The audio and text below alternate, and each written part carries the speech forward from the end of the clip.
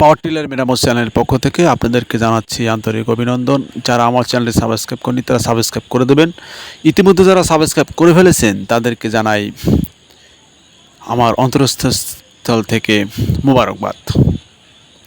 সুপ্রিয় কৃষক ভাইয়েরা, আপনারা দীর্ঘদিন যারা পাওয়ার টিলার দিয়ে চাষাবাদ করছেন, পাওয়ার টিলার দিয়ে চাষাবাদ করতে করতে আপনাদের পাওয়ার টিলারে অনেক সময় সমস্যা দেখা দেয়, আর এই সমস্যার কারণে চাষাবাদ করতে পারেন না।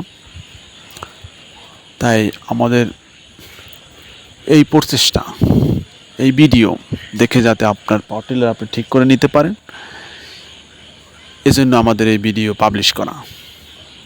যদি আমাদের ভিডিও দেখে আপনি পাওয়ার টিলার ঠিক করতে চান, অবশ্যই আমাদের সাথে কমেন্টে যোগাযোগ করুন এবং কিভাবে আমরা পাওয়ার টিলার ঠিক করে থাকি সম্পূর্ণ ফলো করে আপনার পাওয়ার টিলার আপনি নিজেই ঠিক করে নিতে পারেন। আমাদের অভিজ্ঞ ইঞ্জিনিয়ার মোহাম্মদ আমির হোসেন এই পাওয়ার টিলারের উপরে দীর্ঘদিন এর অভিজ্ঞতা। বাংলাদেশের বিভিন্ন প্রান্তে গিয়ে ইনি ডিজেল জনিত যত ইঞ্জিন আছে, বাস ট্রাক অথবা লঞ্চের বড় বড় জাহাজের ইঞ্জিন, এগুলো ঠিক করে থাকেন। আজকে যে পাওয়ার টিলারটি আপনারা দেখতে পাচ্ছেন, এটি অত্যন্ত পুরনো একটি পাওয়ার টিলার, সাইফিংসের 28 ফালের পাওয়ার টিলারটি।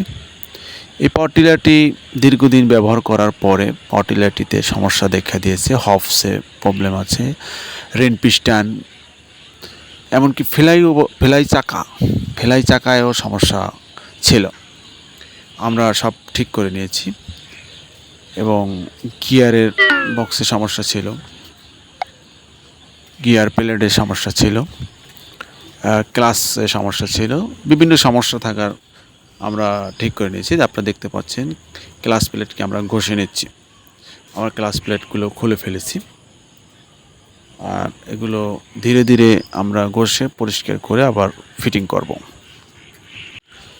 অনেকটা সময় ক্লাসের সমস্যা থাকে, ক্লাস অনেকটা সময় ছাড়ার পরেও আপনার গাড়িটি সামনের দিকে অগ্রসর হয় না।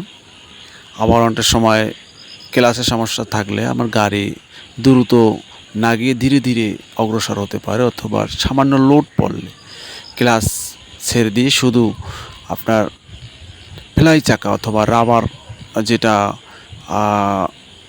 বেল্ট শুধু ঘুরতে পারে। এক্ষেত্রে অবশ্যই ফেলাই চাকাকে দিকে লক্ষ্য রাখতে হবে, ফেলাই চাকার সাথে কতটা বেল্ট টাইট আছে দিকে লক্ষ্য রাখবেন।